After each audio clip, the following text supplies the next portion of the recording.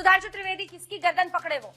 नेहरू से लेकर जितनी पहली सरकारें थी वही जिम्मेदार है ना। सिंपल और कॉम्प्लेक्स तो बस इतना है सर कि सेंचुरी पहुंच रही है। मैं सिर्फ एक ही बात, अरे सर चुनावों के पहले फिर कैसे कंट्रोल में आ जाता है कुछ जगहों पर? अरे देखिए ना सर, एक्साइज ड्यूटी कितना लेते हैं आप, ये भी तो आज पोल खुले। यानी कुल मिलाकर जो 35 रुपए के पेट्रोल है उस पर आप 53 रुपए तो टैक्स दे रहे हैं। ये कौन बताएगा सुधांशु जी, ये कौन बताएगा पवन खेड़ा जी? अब सुधांशु जी अब की बार महंगाई पर वार, एक बार जरा जीडीपी दिखाइए, ये जो महंगाई की जीडीपी है सर, कब तक आप कहिएगा कि देश के नाम पर और राष्ट्रवाद के नाम पर ये कीमतें भी चुकाते रहिए? सुधांशु जी बता दीजिए ना, चुनाव के टाइम कैसे आप कर लेते हैं? देखिए आप सरकार है, जवाबदेही आपकी। जब 100 रुपया हर लीटर के लिए निकालना पड़ेगा आदमी को, तो वो एक ना एक दिन आएगा आप पर, किसी ना किसी तरीके से लोग ये पूछेंगे कि कहाँ हो सरकार। सुधांशु त्रिवेदी जी आपके साथ शुरुआत करते हुए, जनता ये समझने की कोशिश कर रही है कि किसकी गर्दन पकड़े वो।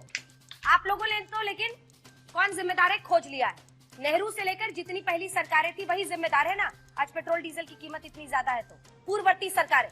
उसके बाद जो कहा जाता है कि इतने रुपए कीमत में क्या, जैसे अभी आपने दिखाया, देखिए पेट्रोल डीजल के 3 प्रकार के खर्चे आ रहे हैं जो उसके ऊपर टैक्स लग रहा है। एक जो कंपनियों को कीमत में जा रहा है वो एक पक्ष है, दूसरा है जो लगभग 1/3 है वो केंद्र सरकार का राजस्व है, और तीसरा लगभग 1/3 जो राज्य सरकारों का राजस्व है। इसीलिए ये एकमात्र ऐसा प्रोडक्ट है, सिर्फ 2 ही ऐसे हैं जो राज्यों ने जीएसटी में नहीं आने थे, क्योंकि राज्यों के राजस्व का ये बहुत बड़ा हिस्सा है।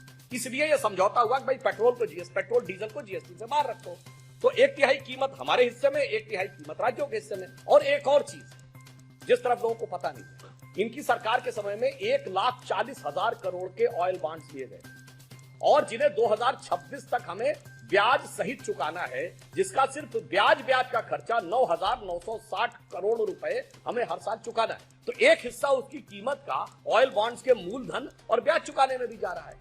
और अभी देखिए सुरजेवाला जी बोल रहे थे कि प्रोडक्शन कम हो गया। धन्यवाद। कोरोना काल से पहले जिस प्रकार का ट्रेड वॉर चल रहा था रशिया और ओपेक कंट्रीज के बीच में, अमेरिका ने प्रोडक्शन कम किया था, तो याद है जब बहुत ज्यादा पेट्रोल की कीमतें कम होती चली गई, ये उसी दौर में कंपनियों ने प्रोडक्शन कम करने शुरू किए। तो जब अंतरराष्ट्रीय कंपनियों ने कम किए, भारत की कंपनियों के भी प्रोडक्शन कम हो गए।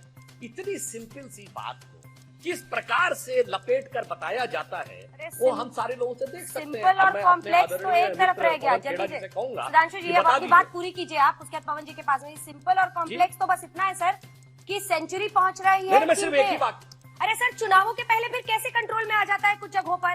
कीमतें घटती है, कहते हैं आप ही करा रहे हैं पीछे से। सवाल तो ये है ना कि जिस तरह से कीमतें बेतहाशा बढ़ रही है, जो सरकार चाहे अपना राजस्व घटा दे, तो आप भी तो एक्साइज ड्यूटी कम कीजिएगा सर। एक्साइज ड्यूटी सिर्फ एक बार वो ग्राफिक्स दिखाइए। अरे देखिए ना सर, एक्साइज ड्यूटी कितना लेते हैं आप, ये भी तो आज पोल खुले, ये भी तो पता चले एक्साइज ड्यूटी आप कितना ले रहे हैं। 35 रुपए दिल्ली में बेस्ट प्राइस है। दिखाइए एक बार, दिखाइए एक बार। देखिए ये 35 रुपए, 31 रुपए 16 फरवरी का हम आपको दिखा रहे हैं बेस प्राइस है। अगर तो देखिए एक्साइज ड्यूटी जो केंद्र का है 32.90 रुपए आप देते हैं, जो वैट है दिल्ली सरकार का वो देखिए आप कितना देते हैं। यानी कुल मिलाकर जो 35 रुपए के पेट्रोल है उस पर आप 53 रुपए तो टैक्स दे रहे हैं। ये कौन बताएगा सुधांशु जी, ये कौन बताएगा पवन खेड़ा जी? आपकी भी तो राज्य है, राजस्थान मध्य प्रदेश अव्वल है टैक्स देने में, अव्वल है। अब सुधांशु जी अब की बार महंगाई पर वार, एक बार जरा जीडीपी दिखाइए, ये जो महंगाई की जीडीपी है सर, एक बार दिखाइए। चाहे वो गैस हो, गैस सिलेंडर, पेट्रोल हो, डीजल हो, ये आम आदमी को झेलना पड़ रहा है। कब तक आप कहिएगा कि देश के नाम पर और राष्ट्रवाद के नाम पर ये कीमतें भी चुकाते रहिए? जनता पूछेगी ना, कोरोना की महामारी, उसके बाद महंगाई की महामारी। हाँ, अब मैं और ओएनजीसी पर भी जवाब दीजिएगा। वो कह रहे हैं ओएनजीसी को आपने बर्बाद किया है। हाँ मैं जवाब दे रहा हूँ, हाँ मैं बिल्कुल जवाब दे रहा हूँ। मुझे लगा था कि खेड़ा जी ने मुझसे पूछा कि डेट्स बता दीजिए, तो मैं डेट बताने लगा था। अब मैं अपनी बारी में वो डेट बताता हूँ। सच है 2002 में डीरेगुलेशन शुरू हुआ, पेट्रोल का डीरेगुलेशन 2010 में खत्म हुआ, और डीजल का 2014 अक्टूबर में। जब आप 2002 तक गए थे, बता दें 2002 में क्यों डीरेगुलेशन? भारत में एथेनॉल मिक्स होगा पेट्रोलियम में 20% 2030 तक, हमने तय किया। अब 684 करोड़ लीटर अब प्रोडक्शन हो रहा है एथेनॉल का, 1000 करोड़ लीटर होना चाहिए था। काहे नहीं आपने एथेनॉल का किया? अरे भाई ओएनजीसी खरीद के हम बेचते रहेंगे, जो हमारे यहाँ पैदा हो रहा है उसका नहीं बनाएंगे। जैसे सोलर एनर्जी का अलायंस आप काहे नहीं बनाए भाई? अंजना जी, हाइड्रोजन एनर्जी अंजना की जी बात मैं- हमने आज आपसे सुधांशु जी, मतलब आपने यही हाथ अंतर खड़े कर दिए है हैं ना? कि ऊर्जा को कहां तक ले जाना आप लॉन्ग टर्म सोल्यूशन की तरफ बढ़ रहे हैं, आपने हाथ खड़े कर दिए। अभी आप जनता को कोई ये देखिए, आपकी कांग्रेस से लड़ाई नहीं है, ये जनता की परेशानी, इसको समझिए। कांग्रेस को जवाब दे देने से जनता को हल नहीं मिल जाएगा। अंजना जी, ये जो अंजना जी महंगाई की बताइए। जीडीपी मैं पूछ रही हूँ, क्या कोई भी फौरी राहत अंजना की जी, तरफ मेरी बात आपकी सुनिए। सरकार बढ़ रही है या आप हाथ खड़े अरे कर रहे सुनिए हैं? अंजना जी, आप बोलिए। अरे मेरी बात सुनिए अंजना जी। अरे अंजना जी, हाथ नहीं खड़े कर रहे हैं, मैं आपसे एक बात कह रहा हूँ। आज से 22 साल पहले हम और आप दूरदर्शन पे बहस कर रहे होते थे, तो कौन आएगा या दूरदर्शन तय कर सकता था। आज आपने और मुझे पवन खेड़ा को बुलाया है, तो क्या आईएनबी मिनिस्ट्री ने तय किया है? नहीं ना, अब ओपन हो चुका है।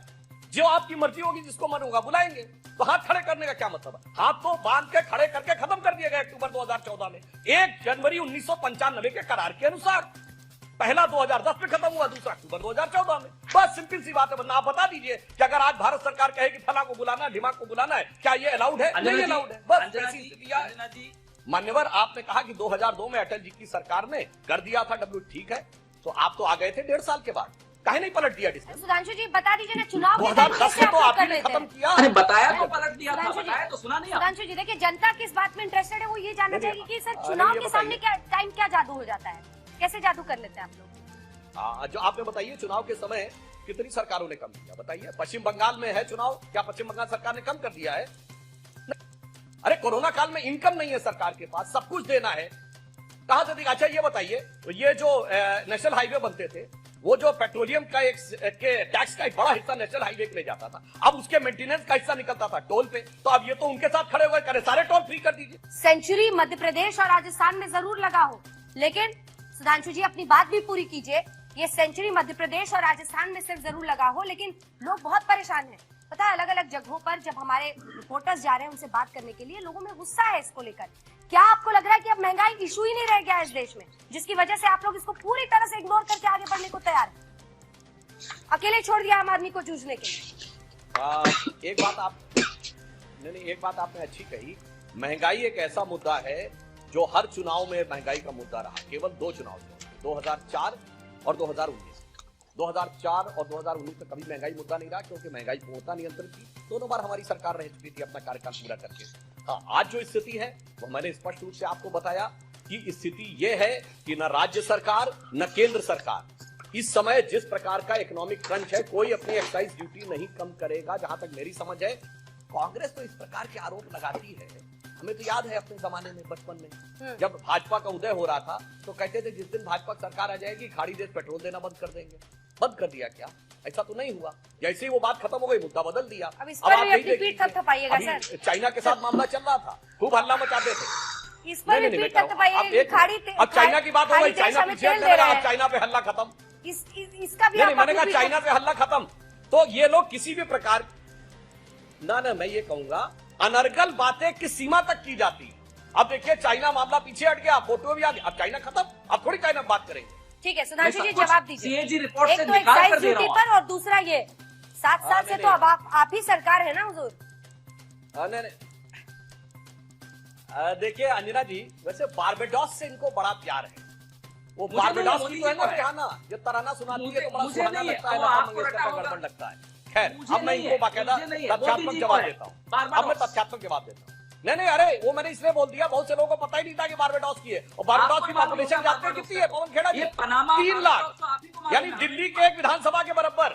देखिए, आप सरकार है, जवाबदेही आपकी। जब 100 रुपया हर लीटर के लिए निकालना पड़ेगा आदमी को, तो वो एक न एक दिन आएगा आप पर। किसी न किसी तरीके से लोग ये पूछेंगे कि कहाँ हो सरकार।